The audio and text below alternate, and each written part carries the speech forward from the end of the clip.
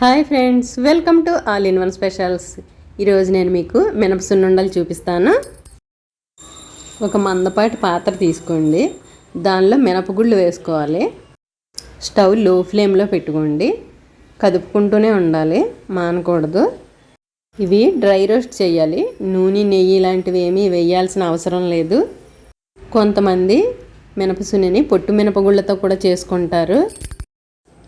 మినపగుళ్ళు ఇలా వేగిన తర్వాత స్టవ్ ఆఫ్ చేసుకోండి. తర్వాత చల్లారబెట్టుకోండి. మినపగుళ్ళు పంచదార సమభాగాలుగా తీసుకోవాలి. ఒక గ్లాస్ మినపప్పు, ఒక గ్లాస్ పంచదార తీసుకోండి.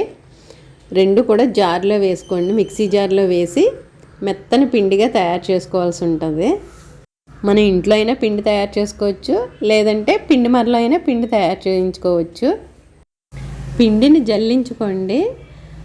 పంచదార మురేలు, మినపప్పు మురేలు కూడా పారేయొద్దు. వాటిని కూడా మళ్ళీ పిండి పట్టుకొని మళ్ళీ జల్లించుకొని మొత్తం అంతా కూడా పిండి మెత్తని పిండిగా తయారు చేసుకోండి.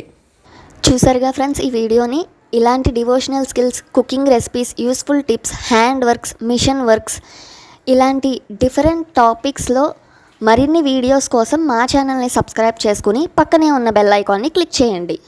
మీరు తయారు చేసుకున్న పిండిని బౌల్లోకి తీసుకోండి. జీడిపప్పు వేయించుకోవాలి నేతిలో. నెయ్యి కూడా వేడి చేసుకోండి.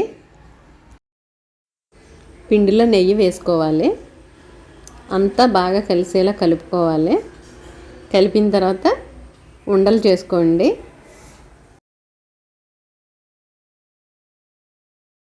ప్లేట్లో పెట్టుకోండి. అన్ని ఉండలు రెడీ అయ్యాక జీడిపప్పు డెకరేట్ చేసుకోండి. మధురమైన మినపసుండి రెడీ. Bye friends.